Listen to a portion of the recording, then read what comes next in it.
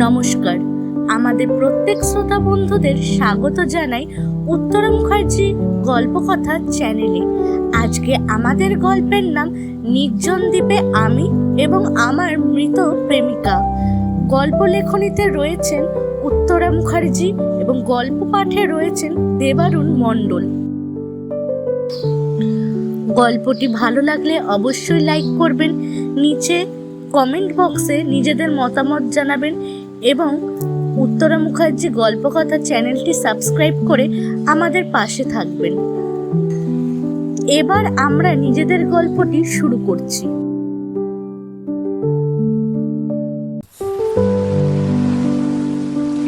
আমি জাহাজের এক কোণে দাঁড়িয়ে বিশাল সমুদ্রের ঢেউগুলো গুনছি।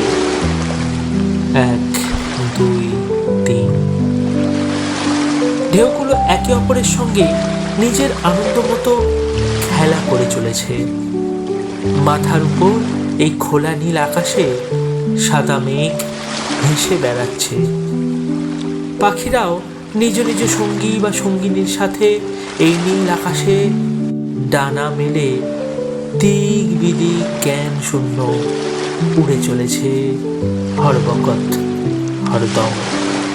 তারাও আমাদের যাত্রাপথের সঙ্গী। প্রায় আমাদের জাহাজের ডেকে তারা এসে ওড়াউড়ি করে, আমাদের সময় দিয়ে যায়। সব মিলিয়ে এক মনোরম প্রকৃতির দৃশ্য মনের মধ্যে ক্রমান্বয়ে ফুটে উঠছে। কিন্তু প্রকৃতির এই সৌন্দর্যতার মাঝে আমার চোখে ধরা পড়ে আরও একটি সৌন্দর্য, এক অপার সৌন্দর্য।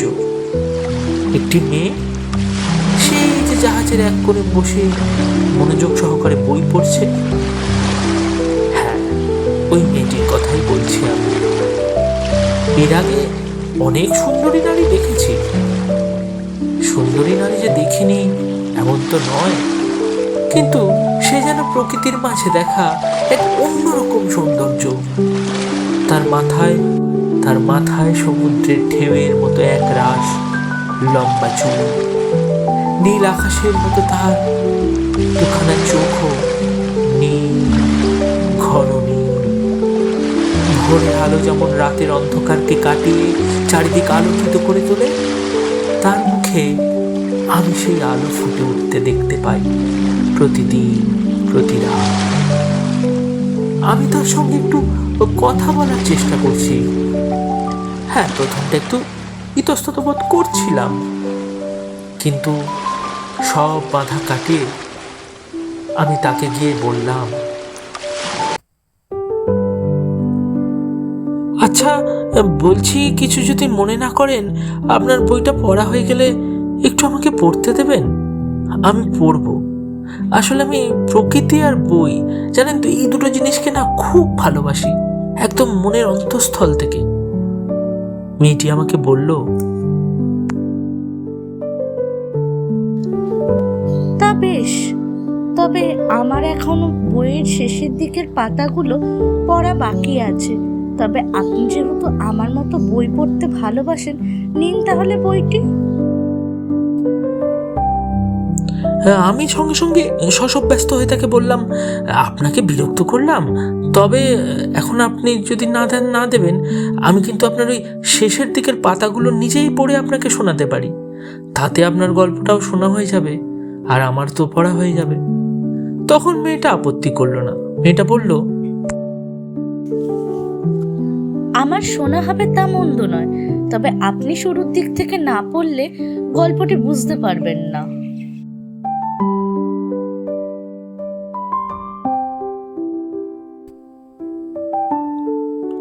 আমি একটু হেসে বললাম, হ্যাঁ, তা ঠিক কথা, কিন্তু আমি আপনাকে প্রথম পড়ে শোনাই, তারপর আমি আবার নিজে থেকে একদম প্রথম থেকে পড়া শুরু করব। এইভাবে একটা বইকে কেন্দ্র করে আমরা নিজেদের মধ্যে আলাপ পরিচিত হই। আমি জানতে পারি মেয়েটির নাম মায়া।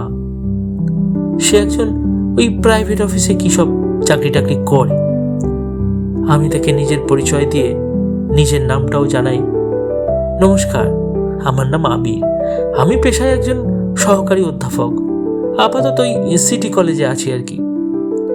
এভাবেই নিজেদের আলাপ পরিচয় হওয়ার পর আমরা প্রতিদিন একসাথে ডেকের ধারে বসতাম। আমি তাকে একটার পর একটা নতুন গল্প পড়ে শোনাতাম, সেও মনোযোগ সহকারে শুনতো। কখনো কখনো জিজ্ঞাসু নয়ন মেলে আমার দু চোখের দিকে তাকিয়ে থাকতো। আমি গল্প পাঠের পরও নিজে নিজে বইটা নিয়ে আসতাম, ঘন্টার পর ঘন্টা সেটা পড়তাম। এভাবেই দেখতে দেখতে জাহাজে তার সাথে আমার 4-4টে দিন কেটে যায়। কিন্তু কিন্তু একদিন আসে সেই ভয়ঙ্কর একদিন, সেই ভয়ঙ্কর দিন যার অপেক্ষা আমরা কেউ কখনো করিনি। এক সন্ধেবেলায় বিরাট এক ঝড় নেমে আসে। শুরু হয় বজ্রপাত সহ মুষলধারে বৃষ্টিপাত। জলে ডুবতে থাকে আমাদের জাহাজ, জল ছিটকে যায় চারিদিকে। সে এক ভয়ঙ্কর ভাঙচুর, মাঝে মাঝে মুষলধারে বৃষ্টি পড়ছে, তার সঙ্গে বজ্র বিদ্যুৎ। এভাবে আস্তে আস্তে আমাদের জাহাজ ভাঙতে শুরু করে এবং জলের স্রোত একটু একটু করে জাহাজের মধ্যেটা দখল নিতে থাকে। প্রাণের ভয় তখন আমি, আবির আর মায়া, আমি ওর হাতটা শক্ত করে চেপে ধরে জলের মধ্যে ভেসে চলে যাওয়ার চেষ্টা করি। একটা সময় জাহাজ থেকে আমরা ঝাঁপ দিই সেই ভয়ঙ্কর ভয়াল ফেনীল সমুদ্রে। একটা লাইফ জ্যাকেট কোনো মতে জোগাড় করিনি। তারপর সারা রাত ভাসতে ভাসতে কোথায় যে এসে পড়ি বুঝতে পারি না। পরদিন সকালে সূর্যের আলো এসে চোখে পড়ে, দেখি এক কোন নির্জন দ্বীপে বালির মায়া চাদরে আমি শুয়ে আছি। কেউ কোথাও নেই চারিদিকে, পাশে শুধু মায়া। ও ভেসেছে।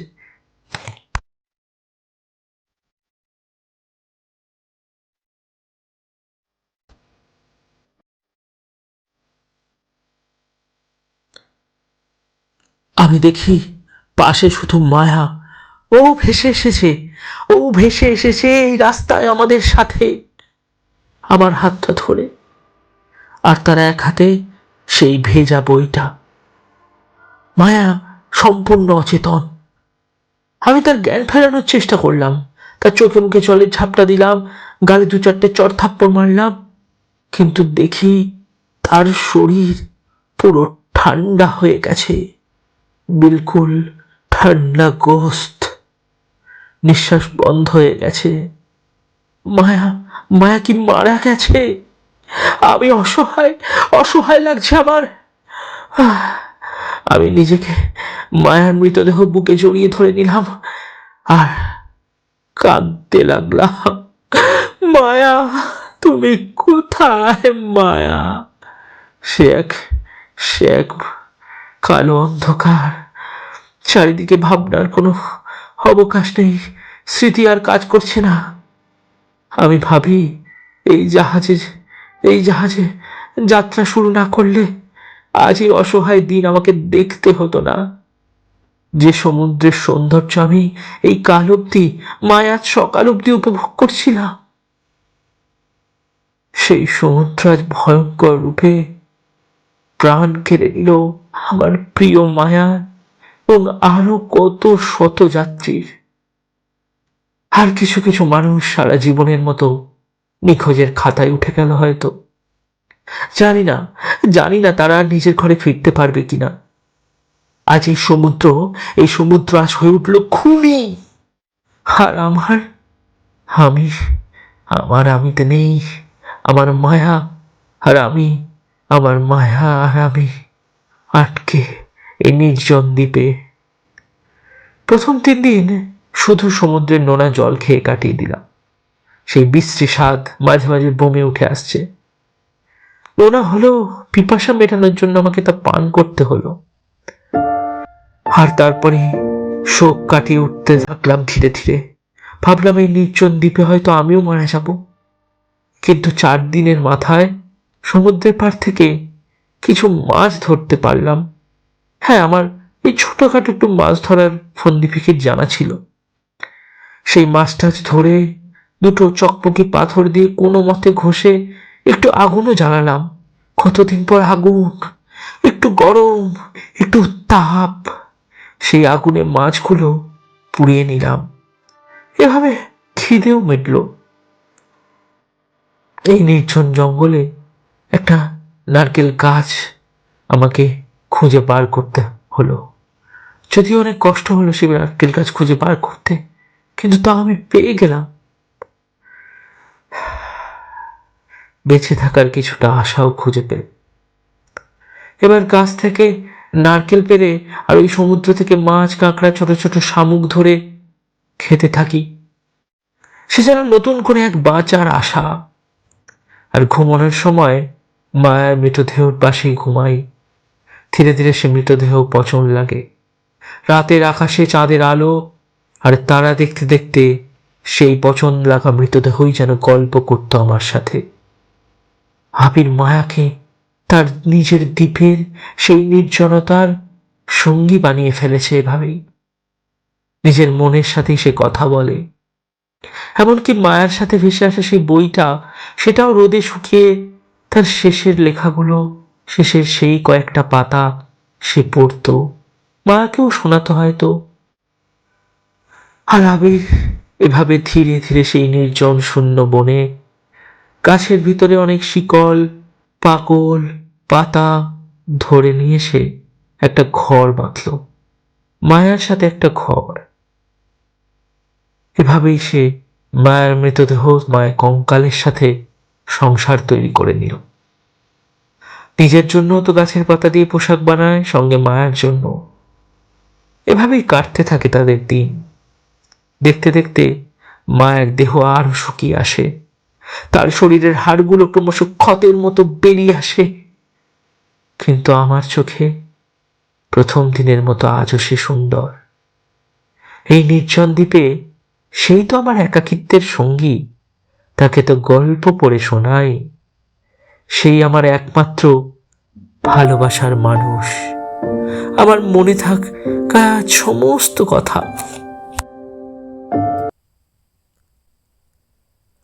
আমার মনে জমে থাকা সেই সমস্ত কথাগুলো একমাত্র সেই তো একমাত্র শোনে। দেখতে দেখতে 6টা মাস কেটে যায়। আমি তো এই সামুদ্রিক জীব আর বনের ফল খেয়েই শুধু বেঁচে আছি। মায়ের দেহ এখন এক আস্ত নরকঙ্কালে পরিণত হয়েছে। কি বিভৎস, কি বিভৎস! মাঝে মাঝে আমার তাকালেই বুকটা চ্যাট করে ওঠে। এভাবেই একদিন হঠাৎ আমি দূরে, বহু দূরে দিগন্ত রেখায় একটা ম্লান ধোঁয়া দেখতে পাই। দেখি একটা জাহাজ সমুদ্রের উপর দিয়ে যাচ্ছে। একটা জাহাজ, আমি ঠিক দেখছি একটা জাহাজ। আমি মায়ের কঙ্কালটাকে সমুদ্রের পাড়ে নিয়ে আসি, তারপর চিৎকার করতে থাকি। হ্যাঁ, ভাগ্যটা ভালো, জাহাজের ক্যাপ্টেন দেখতে পায় আমাকে আর আমার কোলে থাকা মায়ার সেই বিভৎস কঙ্কালকে। তারা জাহাজ নিয়ে আসে আমাদের দিকে। জাহাজের সবাই আমাকে যখন দেখে, আমি তখন ছাল বলকলহীন একটা আদিম মানব, একটা উন্মানব, একটা না মানুষ, আর আমার সাথে ধরা সেই কঙ্কাল। তারা তো আতঙ্কে শিউরে ওঠে। তারা আমাকে জাহাজে উঠে আসতে বলে, কিন্তু ওই কঙ্কালটা নিতে রাজি হয় না। কিন্তু আমি তো মায়ের কঙ্কাল ছাড়া জাহাজে উঠবো না, কারণ সেই তো আমার একমাত্র ভালোবাসা, আমার একমাত্র একাকিত্বের সঙ্গী। আমি তাদের বলি, আমার ভালোবাসার মানুষটাকে আমি একা ফেলে যাব না, তার থেকে মৃত্যু ভালো। আমি এখানে মৃত্যুবরণ করব, দরকার নেই, তোমাদের নিয়ে যেতে হবে না, আমাকে নিয়ে যেতে হবে না। শেষ পর্যন্ত তারা রাজি হয়। তারা জাহাজে আমাকে তুলে নেয়, আমার সঙ্গে থাকা মায়ের কঙ্কালটিকে। বাড়ি ফিরে আসি কয়েক মাস পর। প্রথম দিকে সেভাবে কিছুই করতে পারতাম না। মায়া আমাকে তাড়া করে বেড়াতো, কিন্তু মায়াকে তখনও তো আমি কাছে রেখেছি। মায়ার সেই অবশিষ্ট হাড়গোড় কঙ্কালটিকে আমি আমার বাগানেই কবর দিই। যত্ন করে সেই কবরের উপর রেখে দিই তার বই, তার সেই প্রিয় বই। মায়াকে ফিসফিসিয়ে আমি বলি, তোমাকে রেখে দিলাম আমার ফুলের বাগানে, তোমাকে রেখে দিলাম আমার হৃদয়ে সঙ্গোপনে। তুমি আমার বাগানের সবচেয়ে প্রিয় ফুল। যেদিন আমার মৃত্যু হবে, আমাকে তোমার পাশে জায়গা করে নিও মায়া, জায়গা করে দিও। আর সেদিনই তো আমি তোমার কাছে গিয়ে আবার তোমাকে নিজের করে ফিরে পাবো মায়া। তোমার অপেক্ষায় আমার মৃত্যু।